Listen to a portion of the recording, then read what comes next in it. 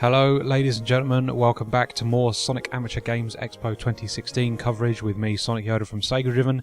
In this episode we are taking a look at Sonic vs. Darkness True Nightmare Revived by Fault First. I'm going to guess that's how you pronounce that. So apart from a very wordy game title that you would think would hide a pretty naff sort of experience, this is actually very polished. So you can play as Sonic or Shadow, and it plays very much like any sort of modern Sonic does. So you've got boosting, you've got stomping, you've got homing attacks, you've got all the modern techniques, you've got things like lightspeed dash, and it is a very fast game and incredibly polished, it's got to be said. There's a nice fluidity to it. It's really smooth, a great flow to the stages. It's a little bit push-righty, which reminds me of the Sonic Rush and Advanced games. So if you're looking for a little bit more platforming in your platform game, and I mean, who blames you, this doesn't really sort of hit the nail. But if you're looking for a fast, sort of visceral, very flashy looking game, this is great, honestly. Like, I'm really impressed with it.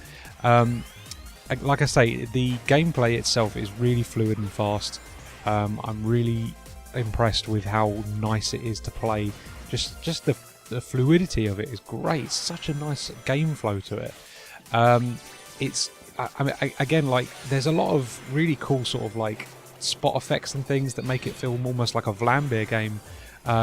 Lots of sort of boost trails and just lots of noisiness. Things explode with satisfying chunkiness to them, and you're always earning more boost, and it's just there's so much going on at any given point. And that brings me to my main negative, is that it can be a bit harsh on the eyes, especially when we go inside in certain areas. There's some really sort of hot baby blues that just sort of feel like they're piercing my retinas. Not the best choice of colours in a lot of these stages. I realise again that you know, they're using artwork and graphics from existing Sonic games, and doing some pretty interesting stuff with them as well. Actually, like they don't just look like they've completely ripped off stages. They've mixed them in a way so that they do kind of look original, which is quite nice in actuality. But yeah, some of the colour choices are a little bit harsh, it's got to be said, and that really sort of brought it back a notch for me. It's still a really good playing game, and if you like that sort of modern, fast Sonic gameplay of things like Generations and Rush, this will really hit the spot. It plays really nicely, it's very tight, and even things like the homing attack work really well. Usually homing attacks in 2D Sonic fan games don't really sort of they're not executed particularly well. This is one of the few that does it really well.